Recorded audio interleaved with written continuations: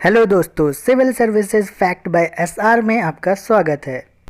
दोस्तों, आज हम आपको सेकंड शिफ्ट के यूपी ट्रिपल एससी पीईटी में आए हुए जीएस और जीके के प्रश्नों का आंसर की देने जा रहे हैं। तो आइए शुरू करते हैं। यहाँ पे पहला प्रश्न दिया हुआ है, निम्न में से किस देश को थंडर ड्रैगन की भूमि के नाम से जाना जाता है? तो दोस्तों, इसका सही आंसर है ऑप्शन ए, भूटान। भूटान को ही थंडर ड्रैगन की भूमि के नाम से जाना जाता है। यहाँ पे दूसरा प्रश्न दिया हुआ है, रियाद किस देश की राजधानी है? तो हम जानते हैं कि बांग्लादेश की राजधानी ढाका है, म्यांमार की राजधानी नायपीडा है और सऊदी अरब की राजधानी रियाद है। तो इसका करेक्ट आंसर हो जाएगा ऑप्शन डी, सऊदी अरब। यहाँ पे अगला प्रश्न दिया है कि अंतर्राष्ट्रीय न्यायालय कहाँ स्थित है? तो इसका करेक्ट आंसर हो जाएगा द हेग, ऑप्शन ए। इसके बाद दिया हुआ है, विश्व प्रसिद्ध खजुराहो मूर्ति कलाएं स्थित हैं कहाँ पे? तो ऑप्शन ए में जो दिया है मध्य प्रदेश, जी हाँ, मध्य प्रदेश में ही यह स्थित है। Khajuraho UNESCO world heritage site में 1986 में दर्ज किया गया था और यह चंदेल वंश के शासकों द्वारा बनाया गया था। यहाँ पे अगला प्रश्न दिया हुआ है, क्षेत्रफल की दृष्टि से भारत का निम्न में से कौन सा राज्य सबसे छोटा है? तो इसका करेक्ट आंसर है गोवा। और अगर जनसंख्या के आधार पर देखा जाए तो सबसे छोटा स्टेट है सिक्किम। यहाँ पे अगला प्रश्न देखते हैं, राज्यसभा के चुने हुए सदस्यों का कार्यकाल कितने वर्ष का होता है? तो इसका करेक्ट आंसर हो जाएगा 6 वर्ष। और लोकसभा के सदस्यों का कार्यकाल होता है 5 वर्ष। अगला प्रश्न दिया हुआ है, निम्न में से कौन सी एक हरित गृह गैस नहीं है? ध्यान दीजिएगा, यहाँ पे नहीं है पूछा है, तो इसका आंसर हो जाएगा ऑप्शन ए, नाइट्रोजन। यहाँ पे अगला प्रश्न दिया है, प्रसिद्ध नबकाले बारा उत्सव इनमें से किस राज्य से संबंध है? तो इसका करेक्ट आंसर है ऑप्शन बी, ओडिशा। नबकाले बारा फेस्टिवल में नबकाले का दूसरा नाम भी नवकलेवर है। जब भगवान जगन्नाथ, बलभद्र, सुभद्रा और सुदर्शन की पुरानी मूर्तियों को बदलकर नई मूर्तियां स्थापित की जाती हैं, तब यह त्यौहार मनाया जाता है। अगला प्रश्न है, सिराजुद्दौला किस युद्ध में अंग्रेजों से पराजित हुआ था? तो इसका आंसर है प्लासी का युद्ध। 1757 में प्लासी का युद्ध सिराजुद्दौला और रॉबर्ट क्लाइव के बीच हुआ था। 1764 में बक्सर का युद्ध हुआ था जिसमें हेक्टर मुनरो थे। वांडीवास का युद्ध 1760 में फ्रेंच और ब्रिटिश के बीच हुआ था। अगला प्रश्न दिया है, भारतीय इतिहास में धन्वंतरी कौन थे? तो यह एक चंद्रगुप्त विक्रमादित्य की सभा को सुशोभित करने वाले प्रसिद्ध चिकित्सक थे। ऑप्शन ए सही आंसर है। अगला प्रश्न है, निम्नलिखित किस क्रम में भारत आए? पहला है टॉमस रो, दूसरा है फाहियान, तीसरा है हेनसांग। तो इन तीनों को एक क्रमबद्ध में लिखना है, बताना है जिसमें सबसे पहले कौन आए। तो यहाँ पे ऑप्शन हो जाएगा option number D. Fahien Chinese Buddhist monk थे जो चंद्रगुप्त द्वितीय के शासनकाल में 402 एडी में आए थे। हेनसांग जो आए थे वो चाइनीज़ बुद्धिस्ट मॉन्क थे और ये भी हर्षवर्धन के काल में 630 एडी में आए थे। टॉमस रो जहांगीर के काल में 1615 ईस्वी में आए थे। अगला प्रश्न यहाँ पे दिया हुआ है, साइमन कमीशन किस वर्ष भारत में प्रथम बार आया? ऑप्शन बी इसका सही उत्तर होगा 1928 में। जी आप बताइए कि साइमन गो बैक का नारा किसने दिया था?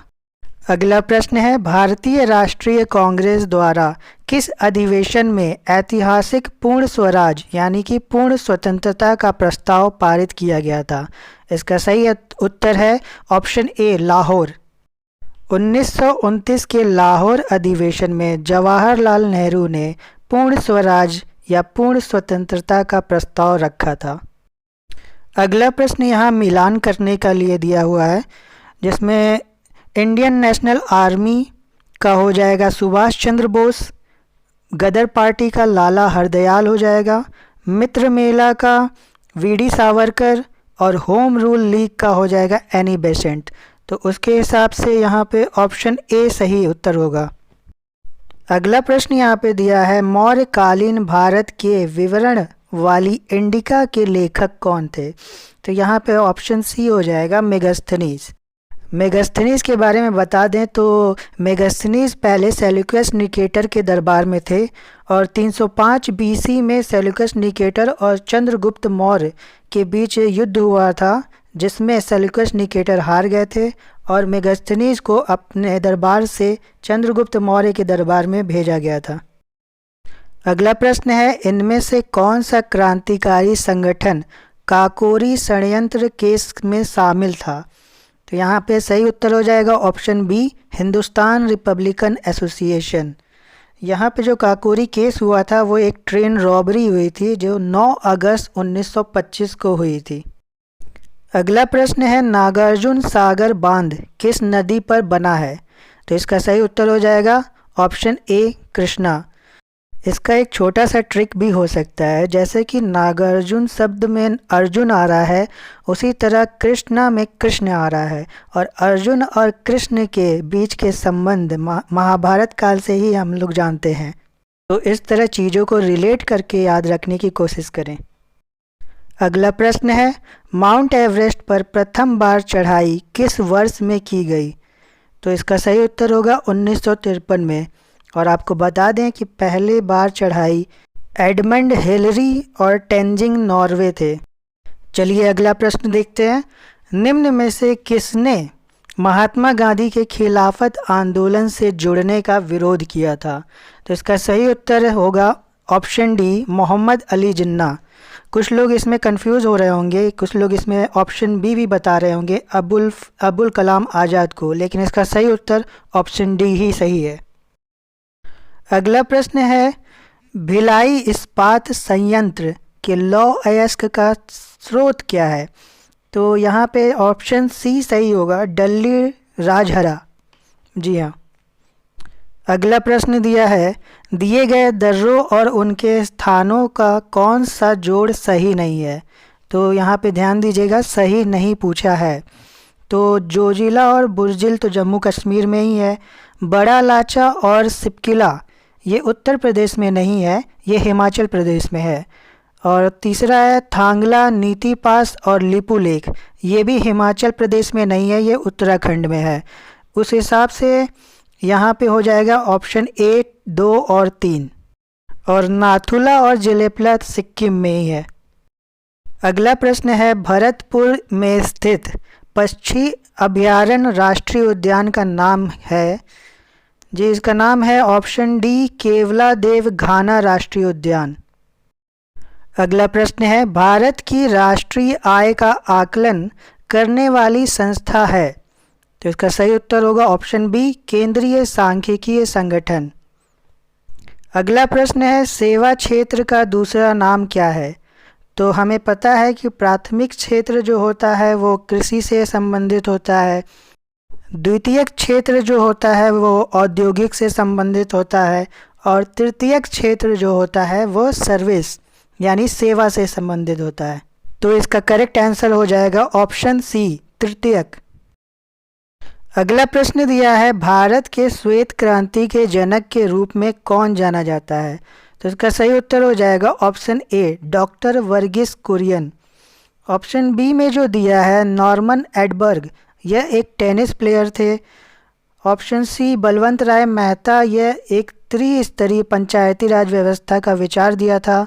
और एम.एस. स्वामीनाथन भारत में हरित क्रांति के जनक हैं। अगला प्रश्न है, किसके बढ़ने के फलस्वरूप निजी निवेश में वृद्धि की अब अधिक संभावना होगी? तो इसका करेक्ट आंसर होगा ऑप्शन डी, नई पूंजी पर अनुमानित प्राप्ति। अगला प्रश्न है, भारत के संविधान में इनमें से क्या राज्य सूची में सम्मिलित नहीं है? हम जानते हैं कि हमारे संविधान में 3 सूचियां हैं, राज्य सूची, संघ सूची और समवर्ती सूची। तो इसका करेक्ट आंसर हो जाएगा ऑप्शन बी, दंड प्रक्रिया संहिता। आपको बता दें कि राज्य सूची में जो भी चीज़ें होती हैं उस पर राज्य सरकार निर्णय लेती है, संघ सूची में केंद्र सरकार लेती है और समवर्ती सूची में दोनों सरकारें ले सकती हैं। अगला प्रश्न देखते हैं, निम्नलिखित में से क्या भारतीय संविधान के मुख्य विशेषता नहीं है? इसका करेक्ट आंसर हो जाएगा ऑप्शन ए, प्रतिबद्ध न्यायतंत्र। हमें पता है कि हमारा संविधान लिखित संविधान है, हमें ये भी पता है कि हमारा संविधान ही सर्वोच्च है, हमें ये भी पता है कि हमारा संविधान अर्धसंघीय संरचना भी है और शक्तियों का वितरण भी है, लेकिन हमारा न्यायतंत्र प्रतिबद्ध नहीं है, वह स्वतंत्र है। अगला प्रश्न है, भारत में आर्थिक सुधार 1991 के दौरान प्रधानमंत्री कौन थे? तो इसका करेक्ट आंसर होगा ऑप्शन सी, पीवी नरसिम्हा राव।